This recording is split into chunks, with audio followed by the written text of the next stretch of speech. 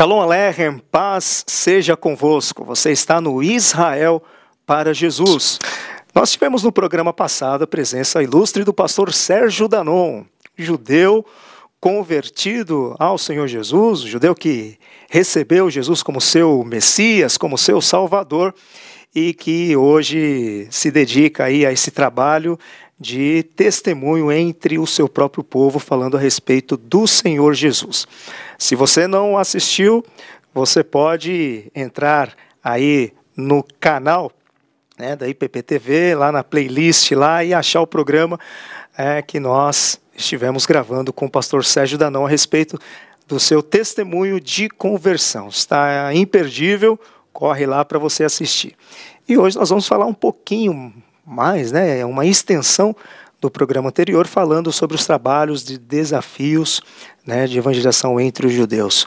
Pastor Sérgio Danon, seja bem-vindo mais uma vez estar conosco aqui no Israel para Jesus. Obrigado, pastor Romualdo. Privilégio poder continuar aqui falando a respeito dessa experiência. Eu queria começar com uma pergunta aí para o pastor. O povo de Israel, o povo escolhido por Deus, né?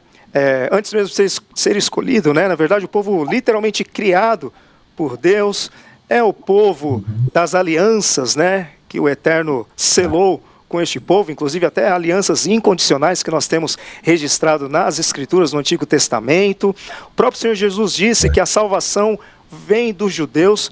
Então, a minha primeira pergunta é o seguinte: com todos estas verdades, né?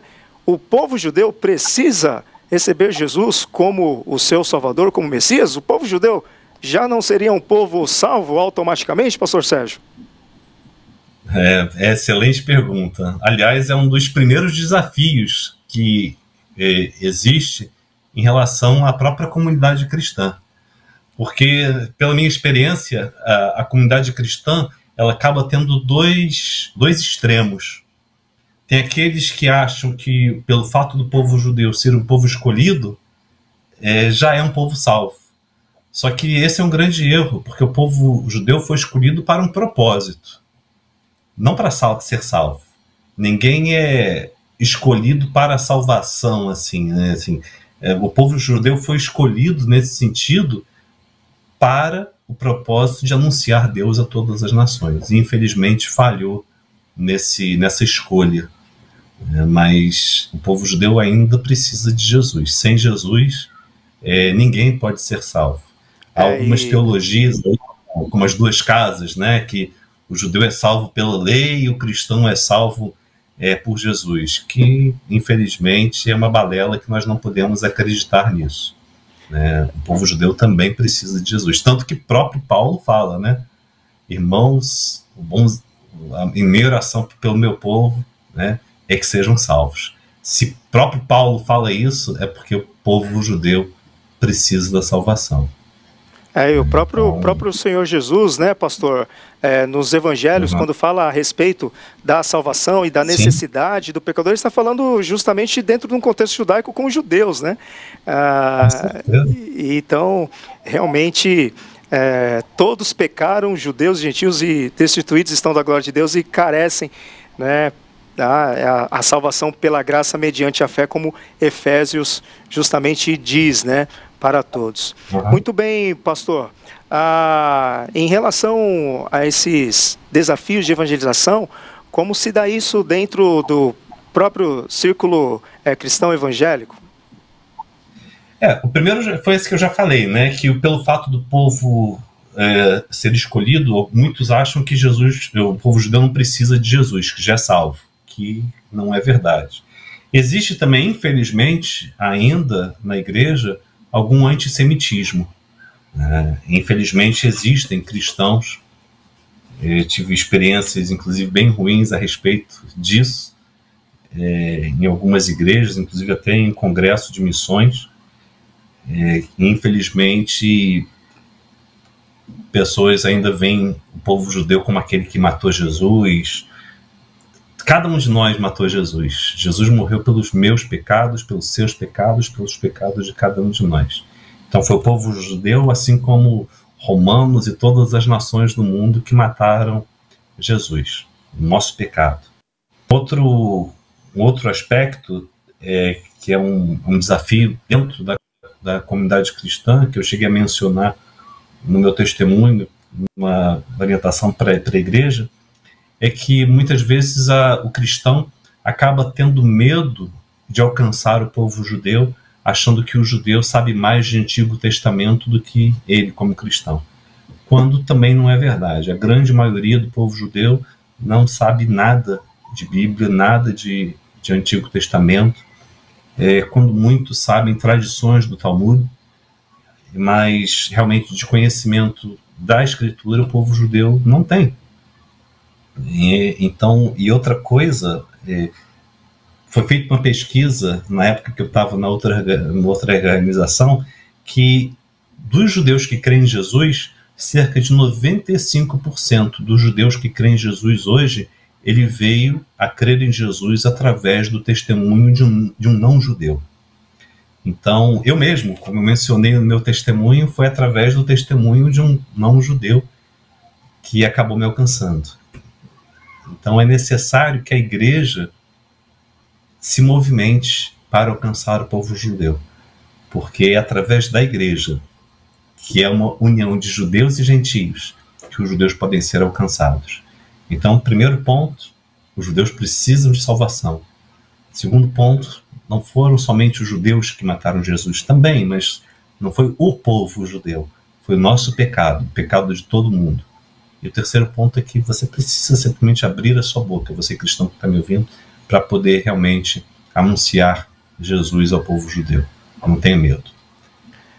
Então, esse é o primeiro, os 3 pontos em relação à igreja cristã. Muito bem. Existem outros desafios também, claro. Entre o próprio judeu, a dificuldade, pastor, em receber Jesus como Messias, há também, pelo lado do judaísmo, também um entendimento errôneo, né? Não, Jesus é um romano, o Novo Testamento é um livro escrito por gentios, né? É um livro estranho ao judaísmo, Jesus é estranho ao judaísmo, quando na verdade o Senhor Jesus é o cumprimento das profecias, né? A respeito do Messias, né? Existe essa dificuldade entre o próprio judeu, né? Um desafio, né? Falar de Jesus, certeza, primeiramente no Antigo Testamento, mostrar no Antigo Testamento o Senhor Jesus. O povo judeu até está relacionado justamente à igreja cristã também, porque, por exemplo, em relação à igreja cristã, e é um impedimento, a própria história da igreja é uma história de perseguição ao povo judeu por causa de muito do antissemitismo, né? Por causa da Inquisição, das cruzadas. Aí alguns falam, mas foi a igreja católica. Não, inclusive, até a reforma, a igreja era uma só. Inclusive, depois também, o próprio Lutero, infelizmente, ele escreveu na sua vida textos antissemitas que foram, inclusive, base para Hitler perseguir o povo judeu e colocá-lo em campos de concentração. Então, o povo judeu tem essas dificuldades também em relação à própria igreja. Acabam não aceitando Jesus por causa do mau testemunho ao longo da história da igreja. Em relação às objeções do povo judeu, tem inclusive uma série de livros muito bom, que foi inclusive publicado pela editora Davara aqui no Brasil, mas quando eu fiz meu treinamento missionário há 20 anos atrás, tem uma série de livros, na realidade na época são 5 volumes, respondendo às objeções judaicas ao povo judeu,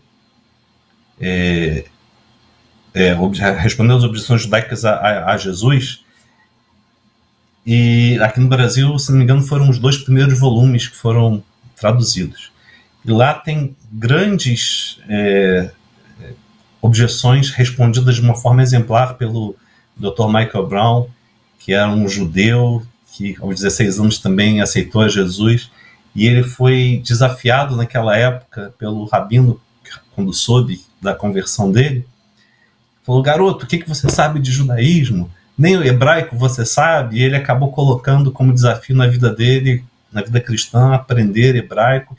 ele não só aprendeu hebraico, como ele acabou se tornando doutor em línguas semíticas e atualmente debate com rabinos e escreveu esses 5 volumes.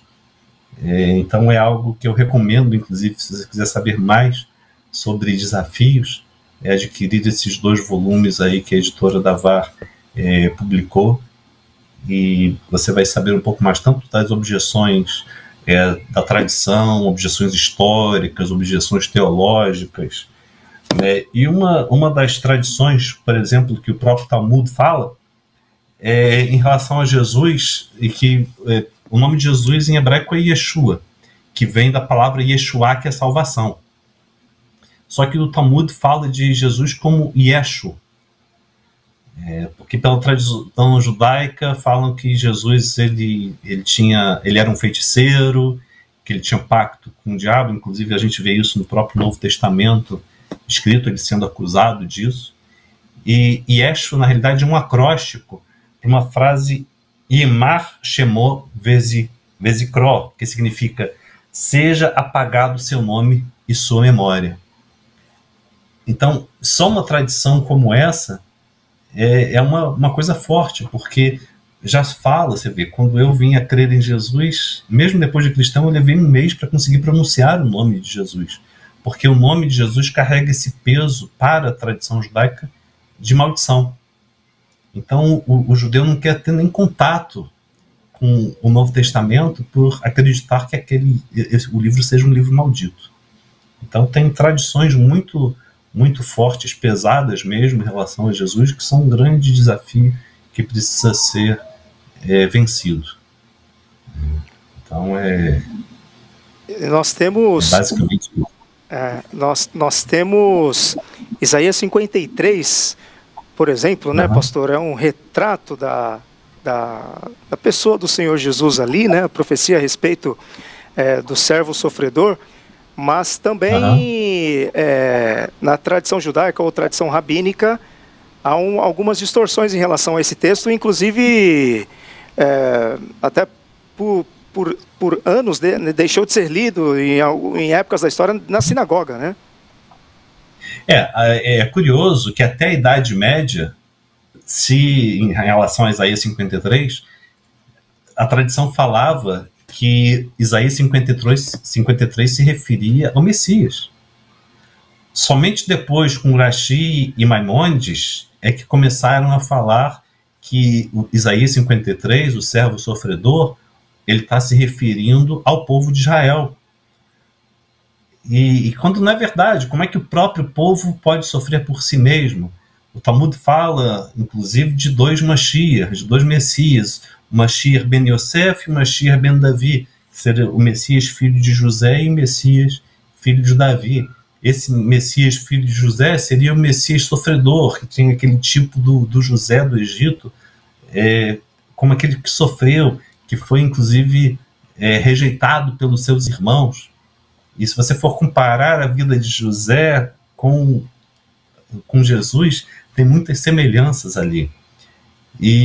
Só que o povo judeu entende que esse Messias sofredor só viria se o povo de Israel não tivesse sofrido o suficiente. E eles entendem que ao longo da história o povo judeu já teve sofrimento bastante, então não teria necessidade desse Messias sofredor.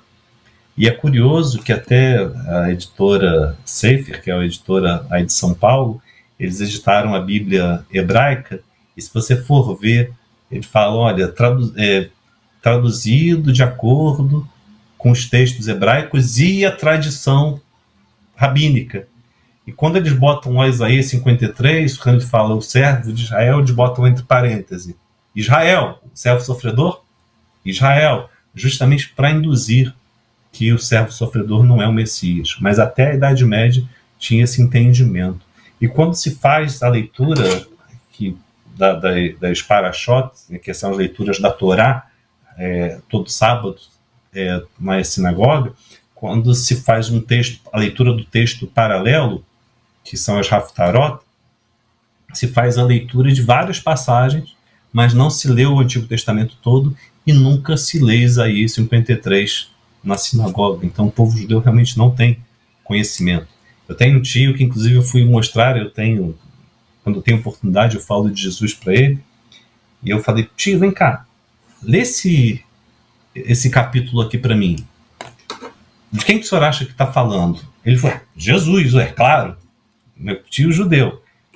Ah, mas isso aqui é do Novo Testamento. Eu falei: não, tio, não é do Novo Testamento. Isso aqui é o profeta Isaías, Isaías 53.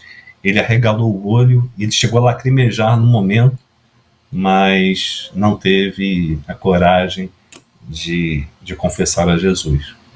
Então são grandes desafios.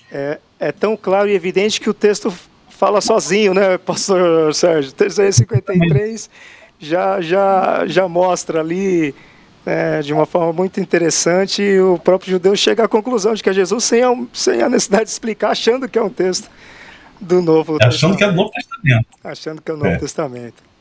Pastor Sérgio, e entre os judeus messiânicos, para aqueles que ainda não conhecem o termo, né, judeus messiânicos são judeus que creem que Jesus é o Messias, né, Cristo, né, Messias, né, do hebraico Mashiach.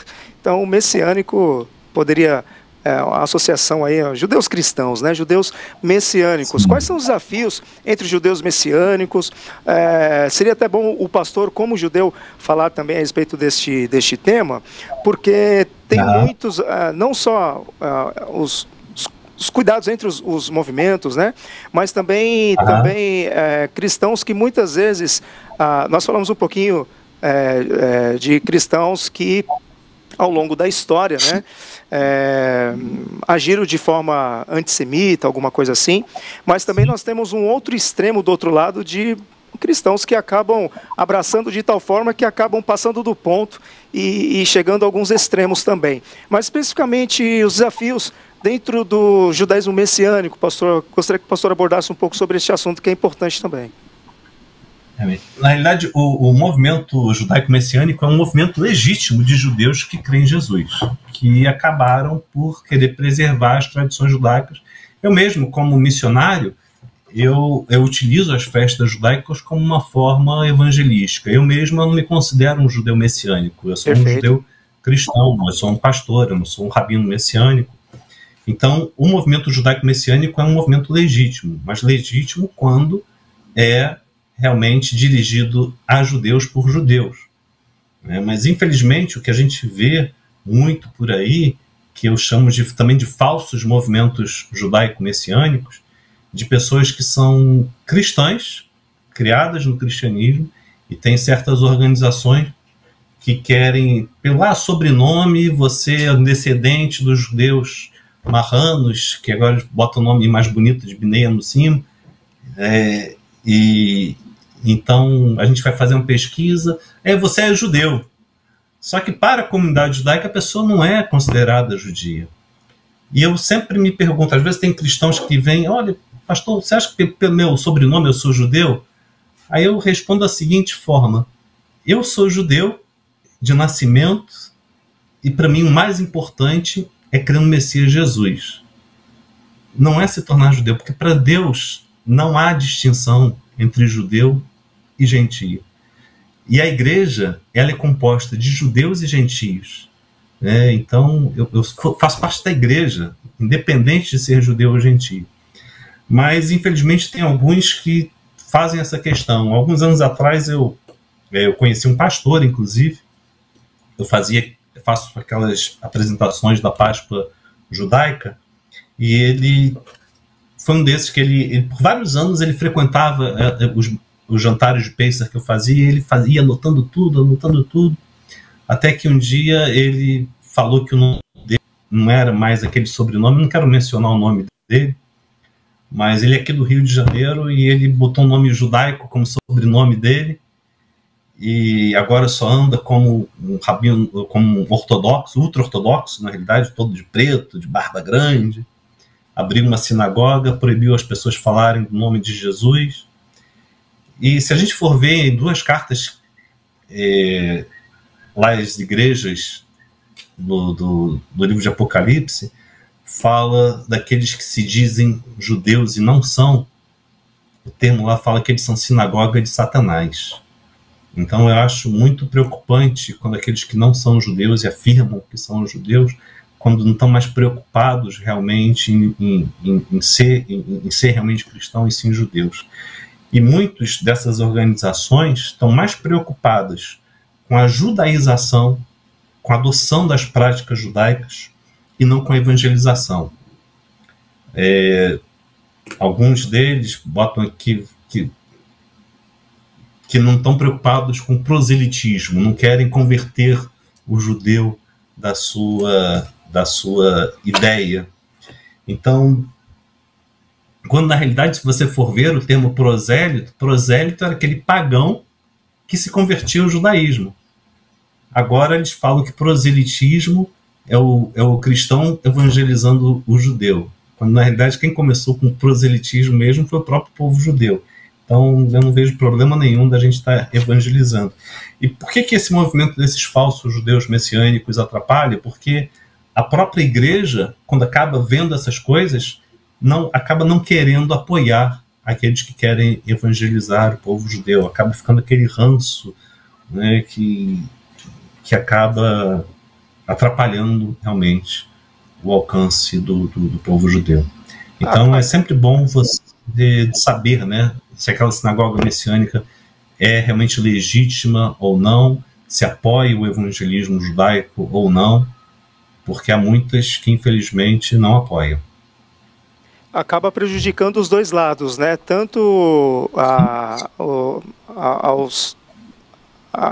aos cristãos, aos evangélicos que têm um trabalho sério, como também para o lado dos judeus, né? Porque os judeus vão olhar e falar assim, bom, são gentios que estão se passando, né? Se apropriando de coisas que são da nossa cultura, quando na verdade né, não são essencialmente judeus. Então acaba trabalhando nas duas pontas. Mas é muito bom o pastor ter salientado de que existem muitos judeus messiânicos sérios, muitos trabalhos firmados, né, firmes na palavra, no Senhor, e também tem crescido, né, pastor, o número de judeus convertidos em Israel. Às vezes a gente pensa que judeu não se converte, mas o Senhor Jesus tem salvado muitos dentro do povo de Israel, né? Com certeza. Na realidade tem crescido assim exponencialmente mesmo. E as igrejas lá em Israel são até mais parecidas com igrejas mesmo evangélicas do que com sinagogas messiânicas, curiosamente, né? Como é prática muito das Américas, né? Tanto na América do Norte quanto na América Latina. Mas é um privilégio realmente poder estar alcançando o povo judeu. E é triste quando muitas dessas sinagogas messiânicas não querem alcançar. Eu cheguei a ter, inclusive, um contato com um desses líderes, não esse daqui do Rio de Janeiro, de outro lugar, que ele chegou a falar para mim que ele tinha um acordo com a comunidade judaica lá do estado dele, tinha um compromisso de não evangelizá-los. E ele falou isso com um orgulho. E eu, para minha tristeza, eu falei, qual foi o preço, né? Qual é o preço que ele paga para chegar por um acordo desses? Infelizmente, há muita coisa errada nesse movimento judaico-messiânico, desses falsos judeus messiânicos, né? Então é uma grande preocupação. E acaba atrapalhando o próprio judeu, porque muitos dessas falsas sinagogas messiânicas, eles não fazem nem uso adequado das tradições, e acaba sendo um escândalo. Porque fala, não, vou usar as tradições para causar ciúme ao povo judeu e eles se converterem. Só que muitos acabam usando tudo de uma forma errada e acaba mais escandalizando o judeu do que causando ciúme, né? Então, são muitos cuidados que precisam ser tomados em relação a isso também. Exato. Nós participamos no último Congresso Brasileiro de Missões, que acontece em Águas de Lindóia, né? E nós estávamos lá com um stand e as pessoas chegavam assim, os promotores de missões, pastores, os irmãos ali congressistas, né? Ficavam meio de olho assim para a gente, chegava e perguntava, né? Era uma pergunta muito recorrente. Vocês são... qual é a linha de vocês? Vocês se apropriam? Vocês são judaizantes? Quando nós falávamos não, nós somos cristãos evangélicos, né?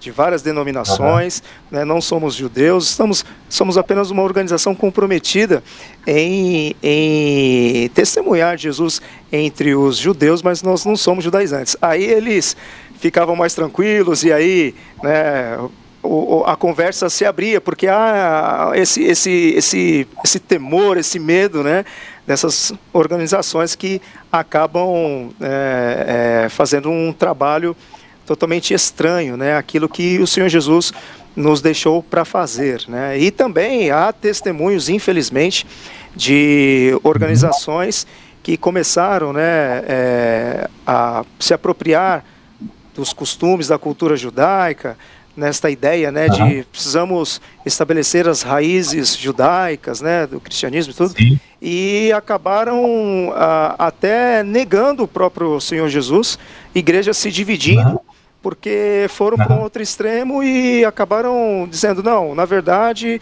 ao estudar o judaísmo e tudo, chegamos à conclusão de que Jesus não é o Messias. Então, há alguns testemunhos, né, assim, tristes, né, por conta há vários, desses aqui no Rio mesmo eu conheço vários. Aqui no Rio mesmo eu conheço vários. Inclusive um pastor amigo meu, a igreja dele foi um caso desse, acabou se dividindo. Uma das moças lá que acabou se unindo, inclusive a esse outro que eu mencionei, que abriu essa sinagoga messiânica, e ela depois acabou negando Jesus. É uma dessas que está assim. E tem vários outros casos. Então é realmente muito preocupante. É por isso que é importante saber da idoneidade de determinada sinagoga messiânica ou não, porque senão ela acaba realmente corrompendo e fazendo com que as pessoas acabem deixando de crer realmente em Jesus. Muitas, inclusive, acabam crendo de uma forma parecida com os testemunhos de Jeová, vendo Jesus como um Deus menor. Então, tem várias doutrinas aí que tem que se tomar muito cuidado. Muito bem. Pastor Sérgio, quero mais uma vez agradecer pela sua presença, de aceitar o convite, de estar novamente conosco aqui no Israel para Jesus. Muito obrigado por trazer esses conteúdos tão importantes, né, sobre os desafios e a necessidade da evangelização dos judeus. Muito obrigado, pastor Sérgio. Obrigado você, pastor Romualdo. Mais um privilégio, estou sempre a seu dispor aí. Muito obrigado, que o Senhor Jesus abençoe a sua vida, a sua família e ministério também. Que Deus abençoe. Amém. Amém. Shalom.